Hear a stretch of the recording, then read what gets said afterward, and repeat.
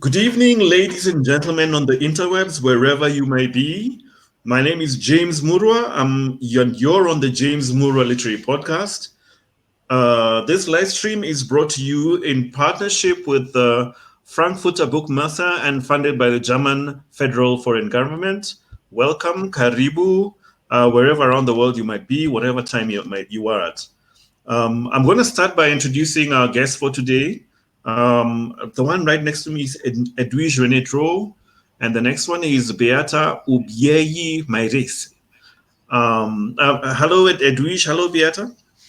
Hi. Hi. Hello. Okay, so I'll just read a bit of. I'll read their profiles quickly because you need to know who you're dealing with. Huh?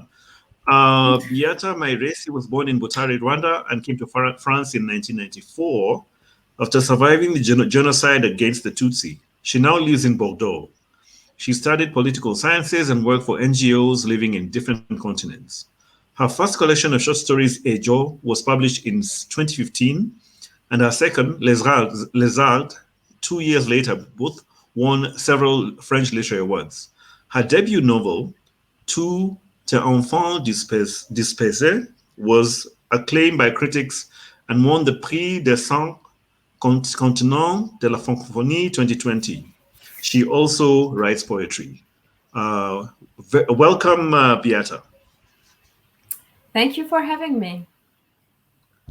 Edwige Renée Dro is a writer, a literary translator, and literary activist from Côte d'Ivoire.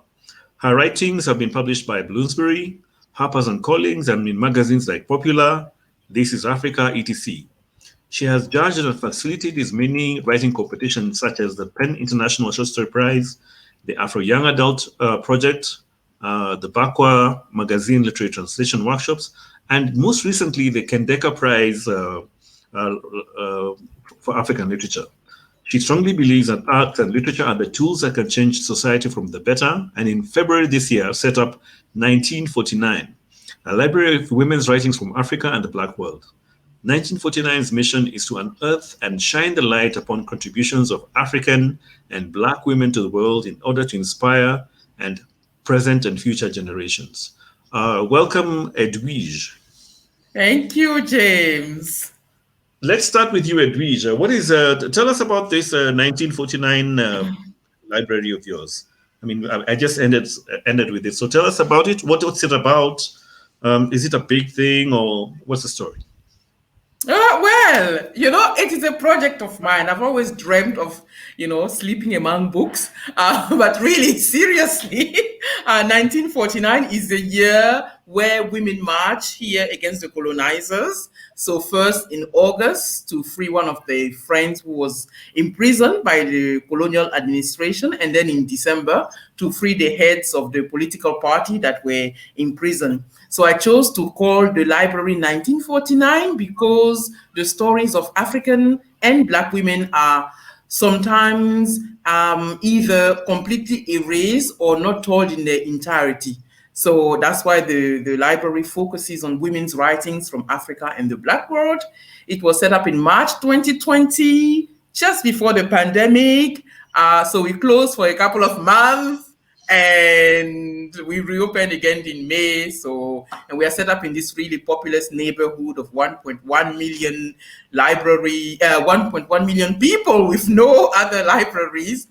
It is a house basically with 3 bedrooms, one of which is mine. Oh, you set up a bedroom in a house in a library in your house. How has it been received by the people in the area where it's set up? Well received, first of all, because people were wondering what is this place, because it looks like a house, but it is open, and you're like, it is a library. Then people think it is a Christian library. But it's been well received. every day we have people come in, people age 14 to 60 will come in, will sit down, will read something. It is always a pleasure when they read, obviously, Marguerite Aboué or Véronique Tadjo, but it's even more of a pleasure when they pick up, a book by Toni Morrison or something that they're not used to, to reading. So, yeah, it's been well received. Do you have anything for by Beata in that library of yours? Not yet, because I need to be able to actually access Beata's books here, or wait for when I travel. Please send them to me. But I'm sure we'll get to talk about this accessibility and distribution of books. Yes, it's a real issue. I know it is, but please send them. Okay, Beata, I guess you have some work after we leave there. Let's just quickly talk about your book, All Your Scattered Children. I swear, I read it in French and I could hear you your ears like creaking. Tout enfant dispersé, which in English is All Your Scattered Children.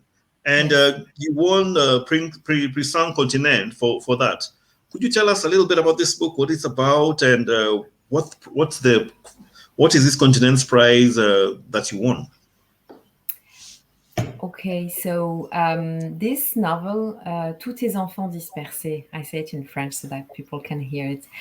As you said, the translation will be All Your Scattered Children. Actually, it's a family story that starts in the late 50s in Rwanda and goes to France and back.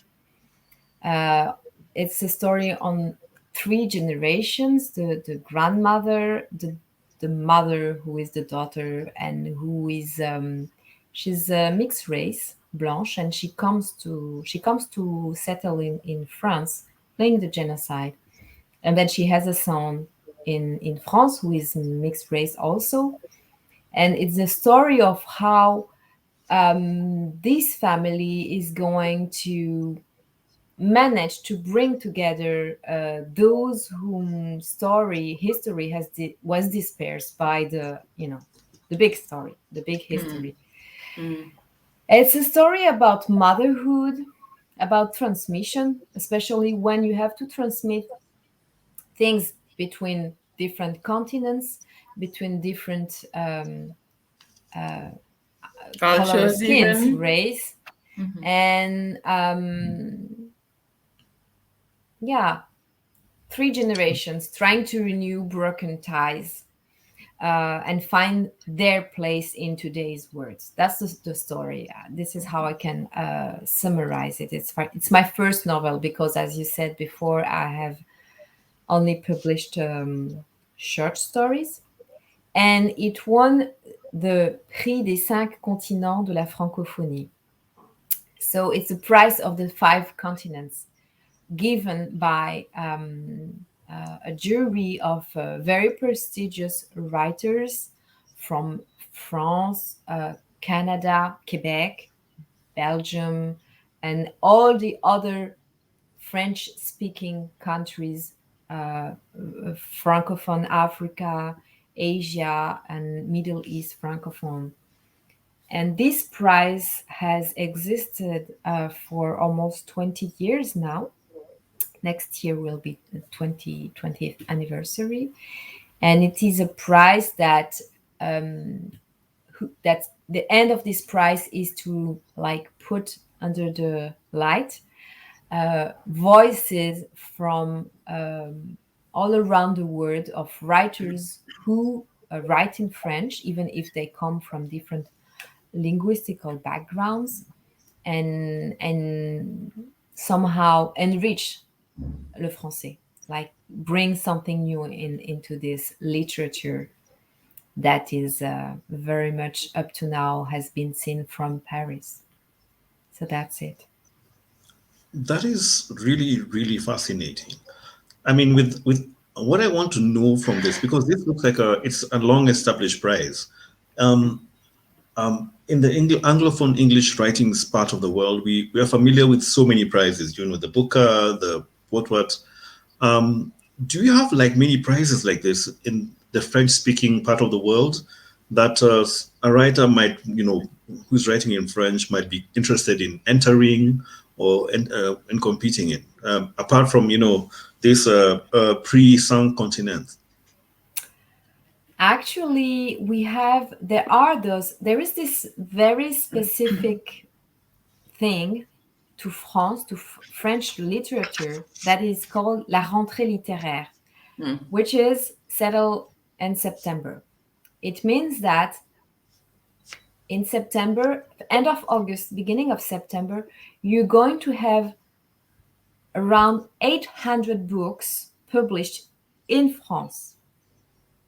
It's a lot, because this is where la rentrée is, like, I don't know how you translate this in French. When kids the go back school to year. school. Yeah, but So this is only for literature.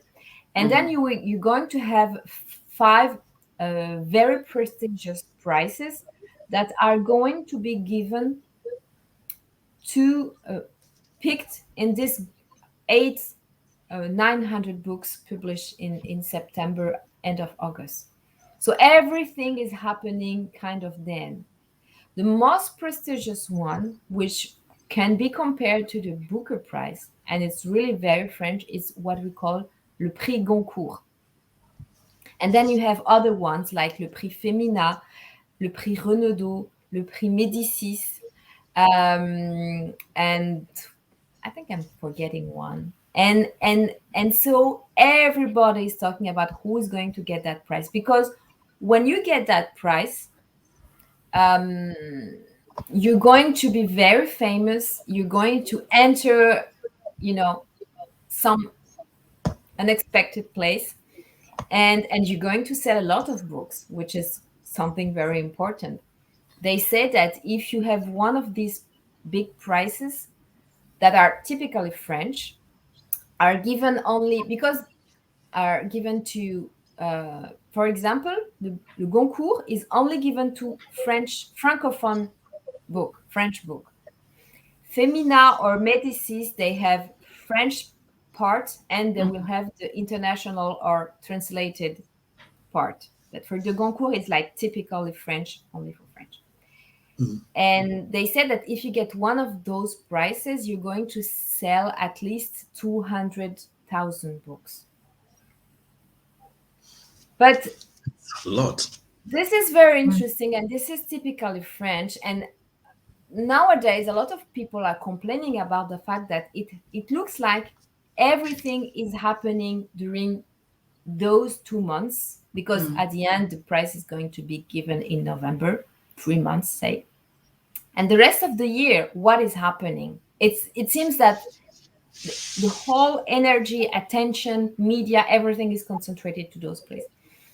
So I guess you don't have the same kind of things in other places, because it's not this concentration. And this Prix des Cinq Continents is something apart from that, because the prize is given usually in March, and it comes after a while, and there's more pace in it, and not that much pressure. And of course, it's not that prestigious, but it is really recognized all around the world. Say, most of the people in African countries are not going to follow, who is going to get the Goncourt.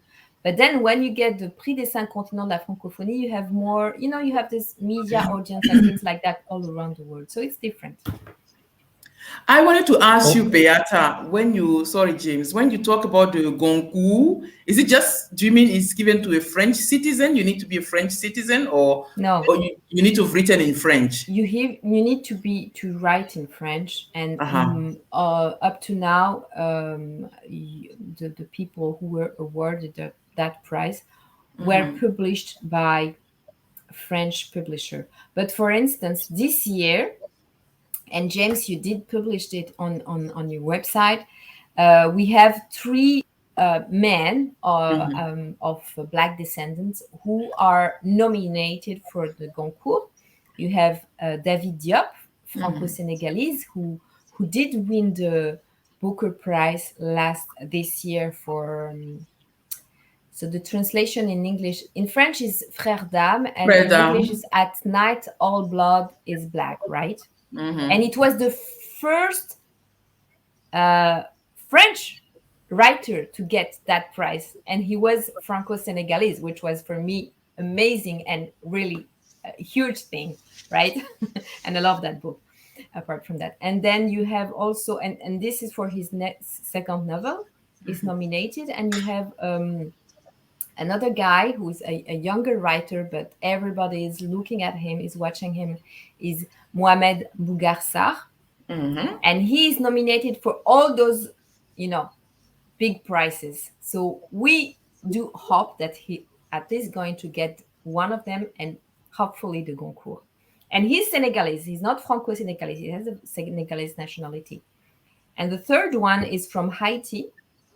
Mm-hmm. And he published, I don't remember, I think it's the Milwaukee Blues.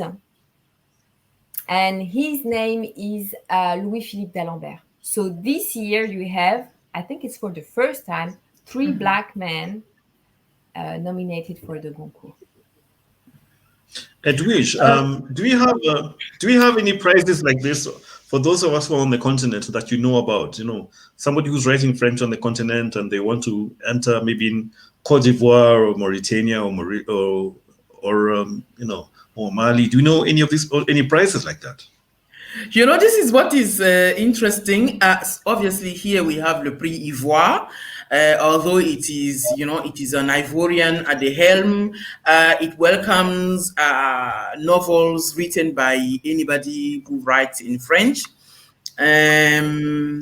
But I think, it is wonderful that we have Mbugasa on, being nominated for all of these prizes, that we have David Diop, but it is very France-centric, isn't it? And I think this is what I just hate about, and I'm just using my word really carefully here. I just hate that about so-called Francophone, a term that I actually hate also, but, Francophone, it's just so French-centric. It is like, Paris needs to clap for you before, I want to see energy like, the Ake, the Ake thing happening, the Ake Review, Afritondo Prize, the Kendeka Short Story Prize. And of course, it means that, we also need to, but you do a lot, Beata, I do a lot too. So we will get there, but, at the moment we can kind of bemoan that fact that it's very France-centric at the moment. The Goncourt des lycéens, the Prix Féminin,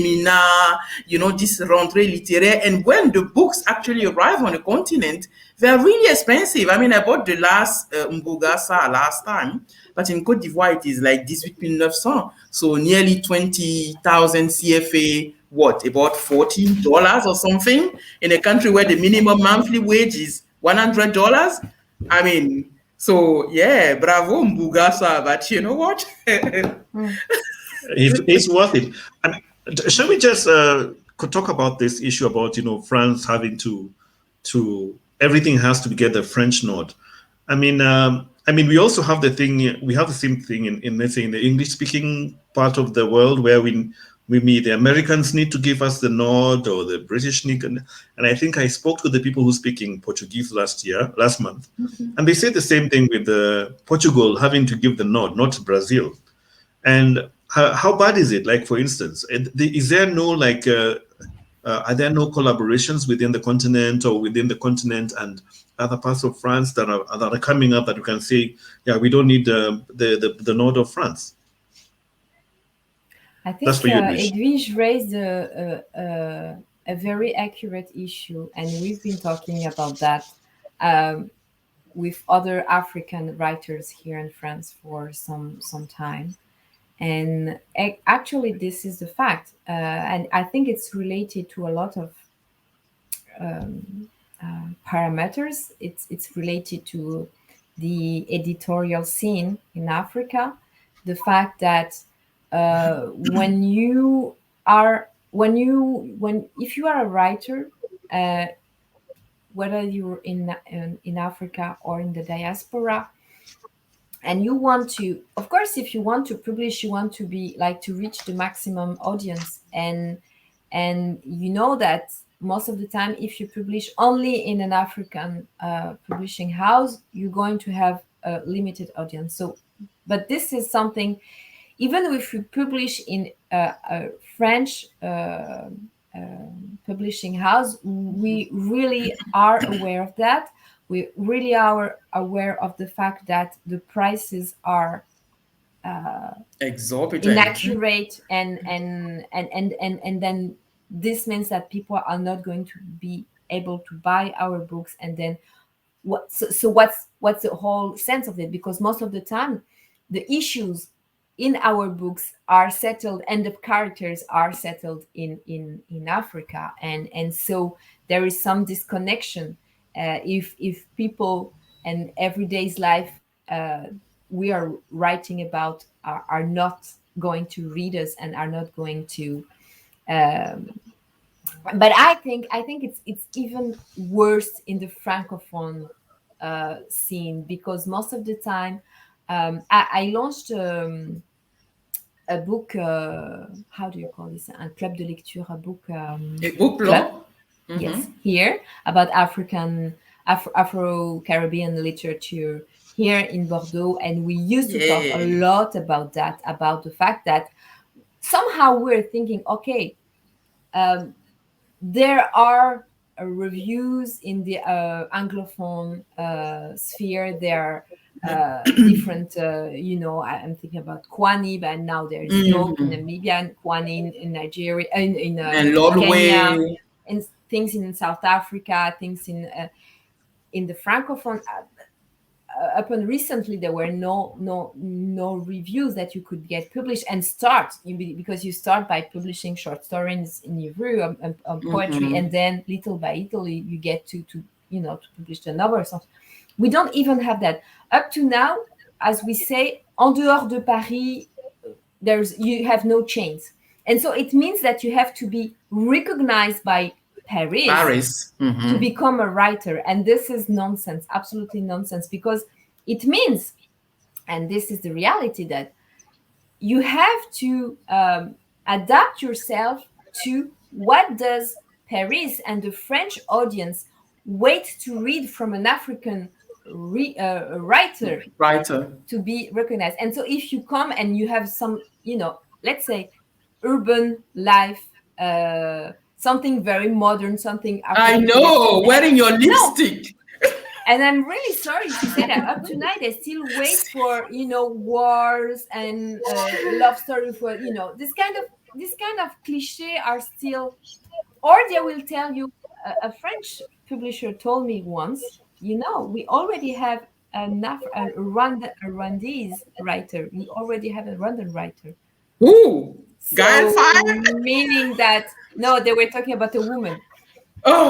Saying that okay, and so like the place is already, like the position is already taken. They will tell you that, meaning that there can only be one history coming from that country. I think it's worse in the Francophone sphere than in the Anglophone.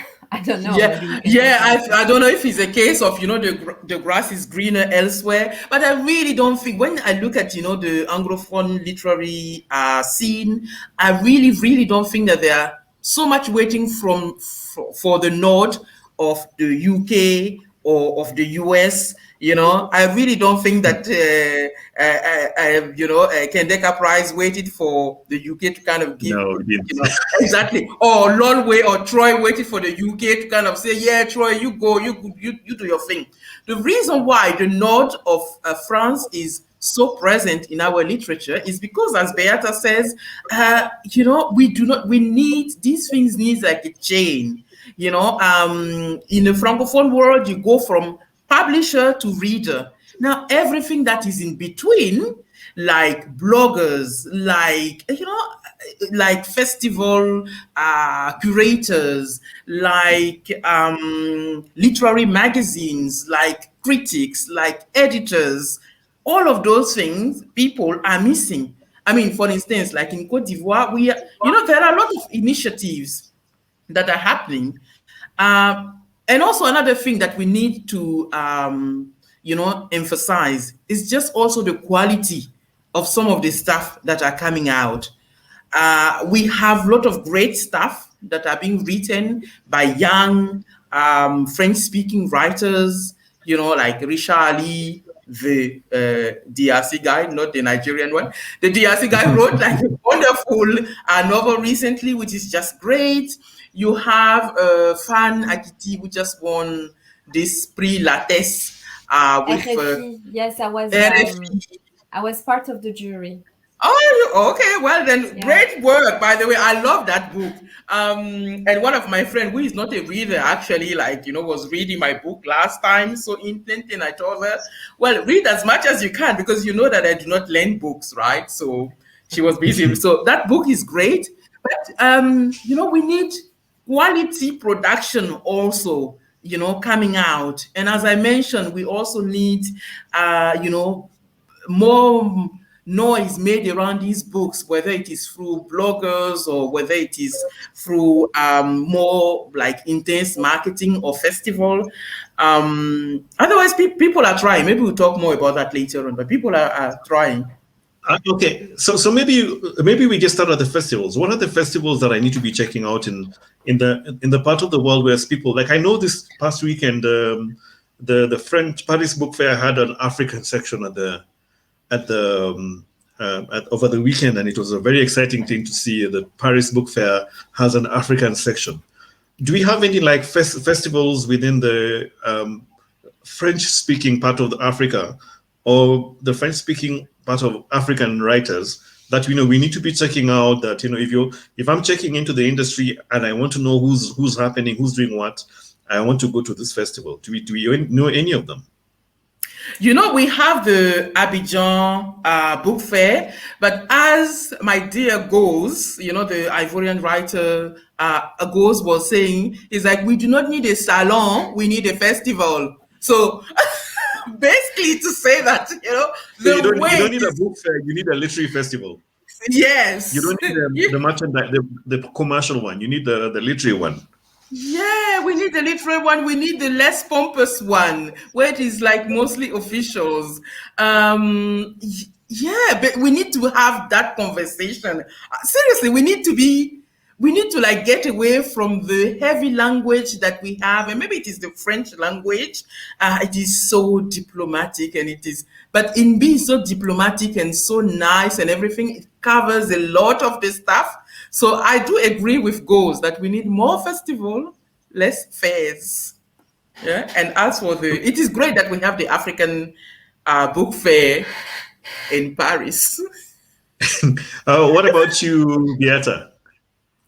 So what I attended, I can testify about what I attended last weekend. We were talking about it was the title in French was Congrès mondial des écrivains de langue française. Congress, worldwide Congress of French language speaking writers. And it was not the Paris Book Fair that organized it. It was organized by actually a quite famous festival here in France called Étonnant Voyageur. In link with Leila Slimani, who is a writer from Morocco who won the Goncourt a few years ago and who was nominated by the French president to represent La Francophonie, that French-speaking word, and also with the link with International Organization of Francophonie. A lot of people gathered. We're almost 30 writers in Tunisia, for 2 days, talking about what it is like and what are the issues today of writing in French. And it was really interesting, and maybe I can talk about the outcomes, because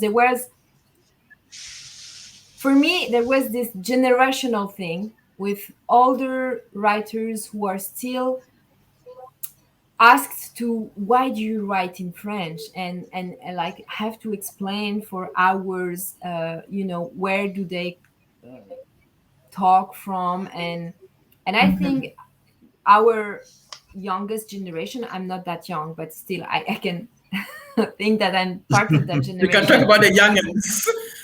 Yes, that is for us, it's no longer an issue to say, okay, I write in French, I write in English, I mean, what are we talking about? What are our center of interest? And this is the same thing. A few months ago, James, you were interviewing Maza Mengiste, the Ethiopian American writer, and she was talking about where are we on the shelves of the bookstores? Are we in the African side or French literature, and she was even saying that she was in the Egyptian shelf, but the thing that this is no more accurate. I mean, guys, we have discussed that for so long. It's no longer about what language. I mean, the language belongs to us, and we don't have to apologize or even be congratulated for writing French, right? This is no longer an issue. But this was the kind of discussions we had. And as for the question of festivals in Francophone Africa, I think you made a point, because there are different festivals, and I was supposed to go in several ones. I was invited, and then there was this whole COVID thing, but I had the chance to go to the one in Douala. The title is Lire à Douala. It's organized by wonderful women in Douala in Cameroon, and it's really great. We went to school, we met with readers and different activities, different events. There is one in Mali, La Rentrée littéraire in Bamako. As you said, Edwige, there is one in Côte d'Ivoire. There used to be one in Brazzaville, but I think it's stopped for the last years. Yeah. And I'm quite thrilled. There was also one in Conakry, wasn't it? In Conakry also? Yes, but no longer. I think it's stopped. Yeah. And I'm very thrilled to announce that there is one that is going to be launched next year in Rwanda. So the first Salon du Livre in Kigali. But the thing is, for example, you realize when you're a writer, you get invited at almost the same date, February. They all organize it at the same time. Meaning, so the conclusion that we had as writers here discussing with with others was that they don't communicate among themselves. The organizers of the salon, they don't talk with each other. So it means that it needs a whole organization of, because for instance, if you have to invite a writer who is coming from, I don't know, Canada or Paris or Belgium, and you share the costs, and you will have him coming or her coming first in Abidjan, and then in because Douala, and in Douala, and then in Rwanda, and you could do that. But first of all, it means that it needs like a kind of collaboration, and people talk with each other. And the first time I had the opportunity to talk with other writers from the Anglophone sides, from the Lusophone sides, with Afrolytes Sans Frontières, and really I have to thank Sukishwa and all the team around her who organized that, because we don't have that in the. I mean, it's thanks to Afrolytes Sans Frontières that I met, and thanks to Zuki that I met Edwige. I know. So, but everybody meets Zuki's on this. No, it's shocking because you're in the same space, so you should know each other. I would assume you would know each other. Exactly. Yeah. I mean, I want to ask a question, because clearly there's a lot of stuff happening, but how would I know about it? Because, for instance, I've really been covering the Anglophone side for many years, telling you what festivals are happening, what's the news. Apart from, I think NGOs has been doing an okay job. But do you have anybody else telling us about? Because part of the problem is sharing information. Where do we get information about, Douala, Bamako, Brazzaville, Kigali? Where would we get this information? Is there somebody doing that? Yeah, I know, right? Ganjos is doing it.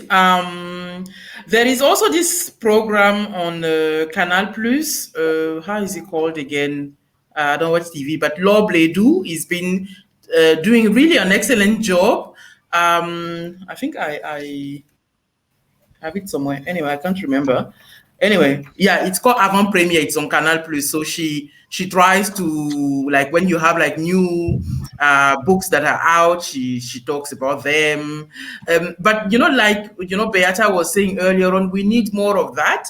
There are initiatives that are happening, but we need for them to be talked about more. We need more people to invest in that. We even need that culture of literature here. I think at least, speaking from the context of Côte d'Ivoire, sometimes everything gets thrown into this thing called literature. Last time I saw this blogger, who started really well, and then he was talking about some 365 days with Jesus, and I'm thinking, okay, this is also part of literature these days. So I think that there needs to be seriously, there needs to be a culture of that. Sometimes I can be really difficult or hard on my country, but because I know there are so many initiatives that are happening that also needs to be supported. There is this guy, he's a slammer, he does slam, sorry, and he's been like trying to turn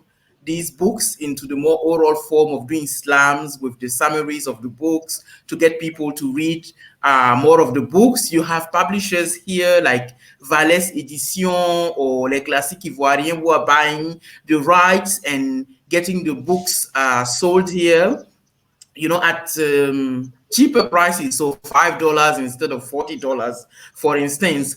But more needs to be done, in a sense that it isn't enough to sell the book at $5. You also need to advertise around it.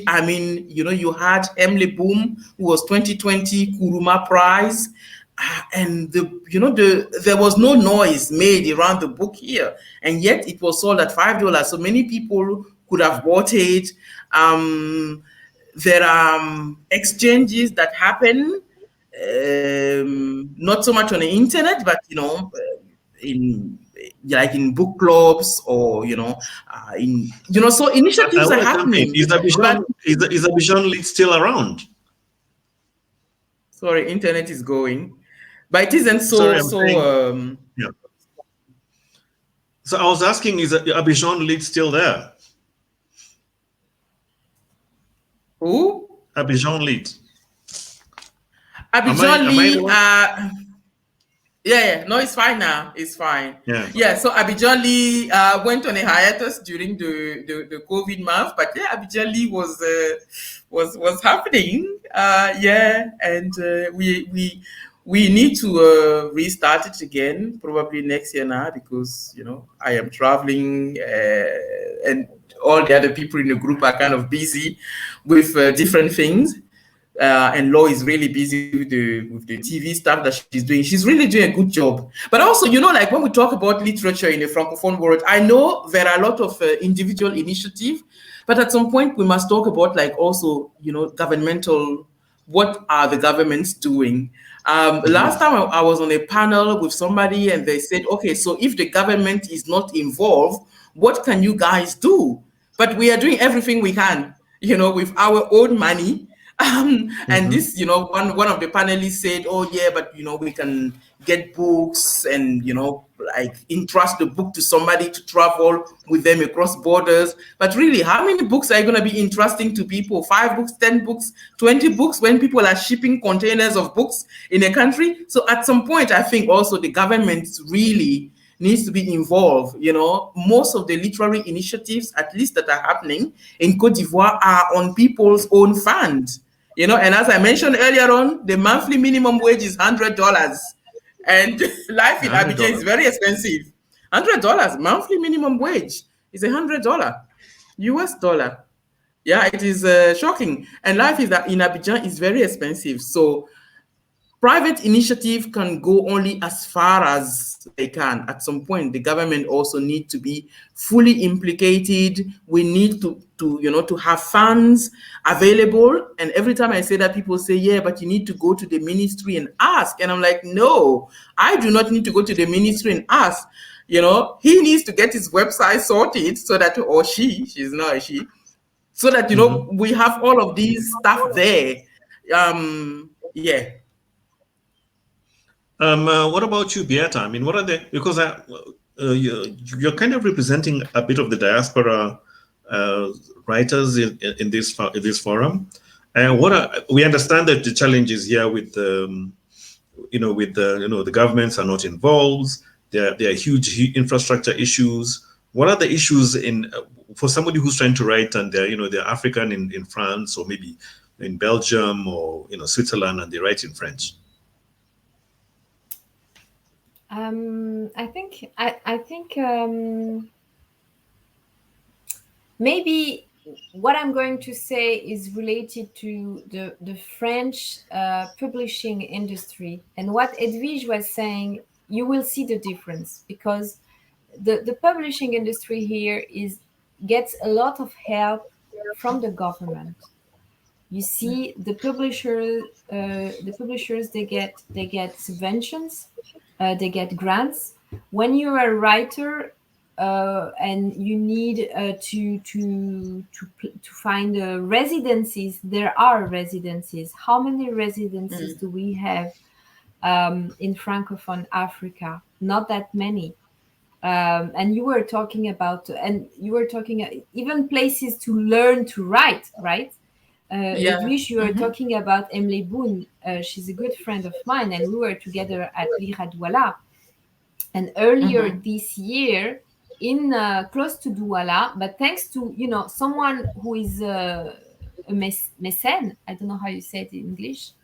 Like a support of the art. Who have a foundation. She's the one, Marème Malong. She's the one who did make it happen. There was a writing masterclass in Douala launched by Emily Boone. I couldn't go because of the COVID situation, but with 25 young writers and get them the opportunity to be part of this master class and then help them to get published after that. But we have all this here in France, whether you're French or white or not French or another nationality, you can access to that, and this is not the case in the continent. So somehow we who live here have much more opportunities to become writers, even if, as I said, when you get to trying to get published, you will have to fight with all the cliche and what is weighted from you, what is the representation they have from what you have to write. But apart from that, once you get published, you get more chances. And I think we don't have to forget our brothers and sisters who are on the continent, because otherwise what? Africa is going to be only the place we come and take the stories and take the good stories and take the imagination and the backstage and the background, and then come to Europe and write. I think this is not fair, and this doesn't make sense.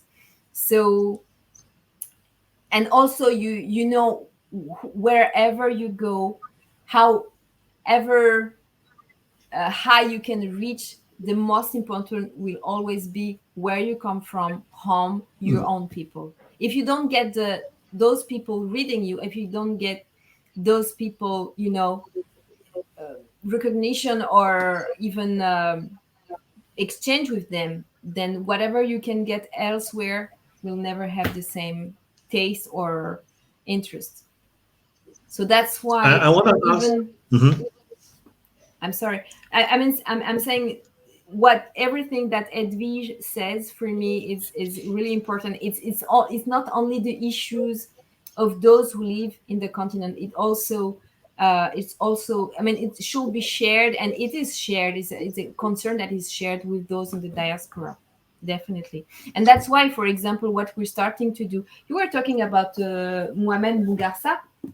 His last novel is published both by a French publishing house and a Senegalese publishing house. Jim San with it's a publishing house, I think, launched by Fellow Winsar. But then I don't know how does it cost the same price in, say, Western Africa as in France or not? I actually have it here, and yeah, it is the same price. It's because the same cover.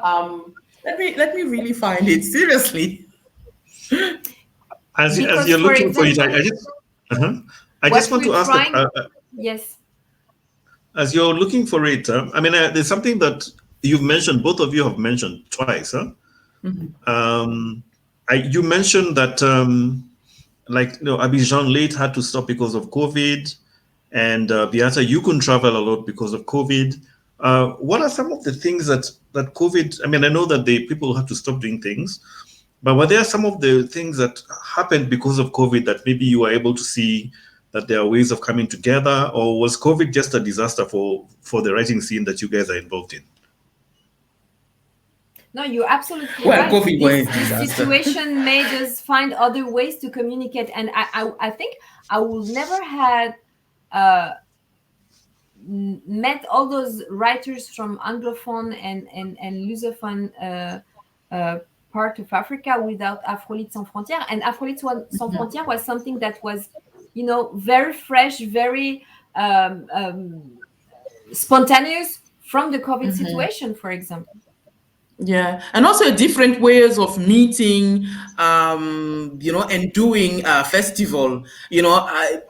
Maybe because I'm Lira Douala is very interesting because people who've been there, I haven't had the chance to go there yet, but people who've been there, they're like, it's a breath of fresh air, it is refreshing. But really, where Afro-Lit Sans Frontières was interesting for the French-speaking writers was all sorts of questions were being asked. It wasn't, we were removed from the, from the pompousness of, so tell me about this theme in your book, and, what is literature for you, with that voice that you tend to do in our, in our gathering of writers, in the French-speaking world. You go to the book fair here and it's really like that. But yeah, so it was great, in the sense, with COVID. And really COVID stopped stuff, I think, for a week in some parts of Abidjan, and then life started back again. I think I was being overly cautious when I closed the library for like 2 months. Otherwise, when I went to the neighborhood where the library is and I saw people on the street hugging and, and I was thinking, what are you doing hugging? So I was overly cautious in closing the place and putting gel outside and, get your mask on. But things were happening. Things were happening. Yeah. We just need to raise the level. I'm okay. I've noticed this seems to be like a pattern in all the live streams I've done, where everybody seems to be referring to this Afro-Lit project in ways that I didn't anticipate. We were part of it, but a lot of us didn't expect that it would be that vital to the system. You talked about it's the thing I don't understand as somebody who's coming from a language where we speak in English and we all have all these voices. And when you speak, the French-speaking people, they always seem to be quite close to each other. So it's really surprising for me that, there's no communication, there's no coordination.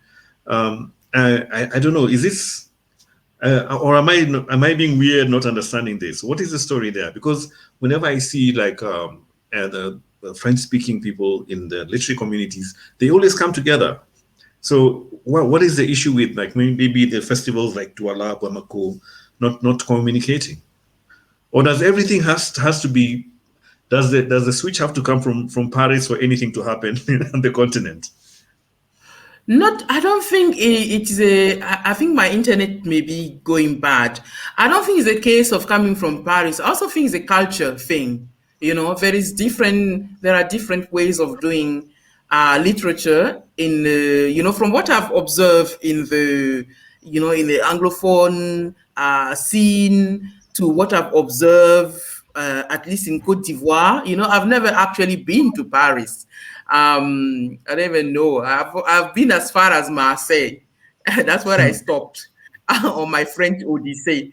But from what I have seen, it's just more formal, more fair-like, and I think the culture also, even the way the language is spoken. French has a way of being spoken that's French has a formality to it that English doesn't, and it translates in everything that gets done. Especially when it become a bit officialese. I don't know if you have anything to add.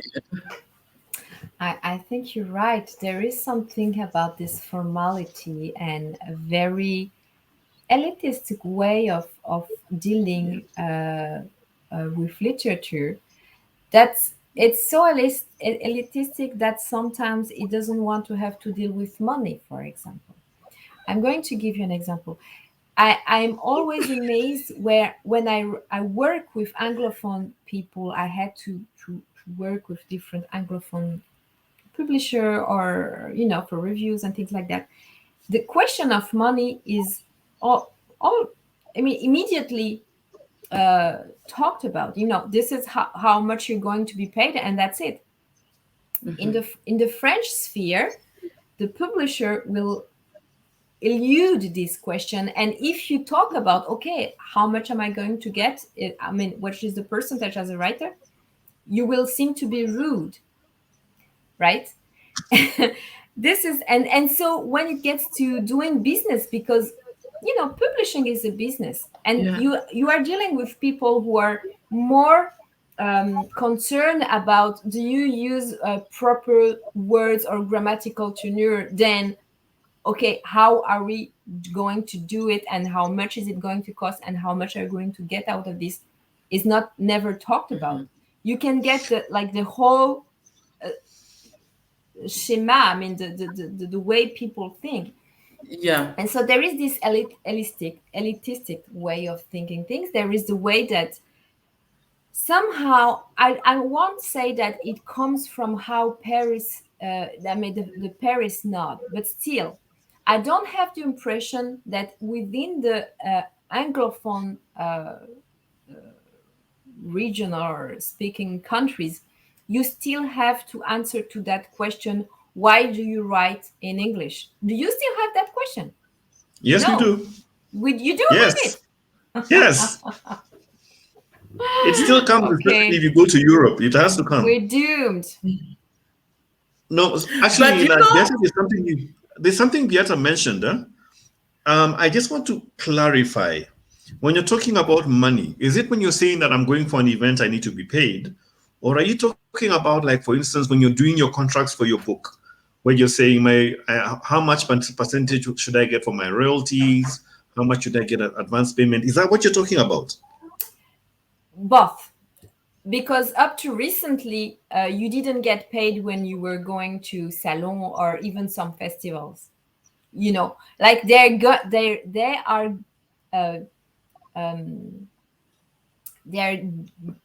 it's like a gift for you. They're giving you a gift, or it's a honor that they invite you. It's a honor that they publish you. And for example, I was really astonished to realize that I love your face, James. Yes, for example, to have an agent here in France, it's almost political. It's almost like you are declaring war to your publisher if you come with an agent. Okay. So you can't even talk about the percentages of your royalties. So how do you know how much? You will talk it at the very end, and in a way that you are all as if you were disgusted by that, or if you were ashamed by that. But it's not something that you're going to talk blankly from the very beginning. No. So having an agent is not normal in the Francophone side. It's very rare. It's changing little by little, but up to now it was, if you come to your publisher and you say, okay, now I have an agent, he will be mad, or she will be mad at you. Like what you said about, also French publishing, and by ricochet, Francophone publishing being a little bit elitistic. Yeah, I have an anecdote about, one book fair in Paris. The only one time I was going to go to Paris, and then this guy said, oh yeah, if you come from our, director, from the Ministry of Culture here, so he wasn't just some random person, said, oh yeah, if you come, we can get you the ticket. And the ticket was like €6. And I'm thinking my lipstick costs more than that. Why do you think that €6 is a privilege for me? But but about the elitistic nature of it, I like the way in the Anglophone sphere language is played with. It is played with. The English language is played with. I do not know, for instance, what degree Troy has. I don't know what degree Zukiswa has. But here, people lead with that, where they studied and how they won the aggregation at this place, and they're a doctor in this, before getting to the book that they wrote. And I'm thinking, it is not necessary. Yeah. My internet is shit. We'll accept your internet for today, but I'm really I'm learning a lot, because I have to tell you, like, I assume that this is normal, where people talk about how much are you paying me for doing whatever I'm doing, how much are my royalties, and when you tell me the royalties, we can now negotiate on what I'm supposed to take or not take. So I mean, this is actually the crux of the matter. I mean, if you can't negotiate how much money you're making on the work you're producing, already you're at a huge disadvantage. Yeah, and things are changing little by little. So there is a kind of union of writers that is starting to get things changed and done, and so that we as writer learn what our rights are and what can we ask for and get. But there is this really, you are published in this very famous publishing house, so you should even thank us for the rest of your life, and that's it. And there's this thing about everything is done in Paris. So when you get to Paris, then you're going to have your glittering eyes and ask nothing, and I say nothing. And I think this, vraiment, c'est de elitism. And when you come from, and when you become successful, for example, we have some Belgian writers, in Belgium, half of the country is Francophone. Mm. And there are some Belgian writers who really became successful here in France. And so they don't call them Belgium anymore. Most of the population think that they are French because they're famous. And because they're white, of course. When you have a dark skin, you can't escape from that.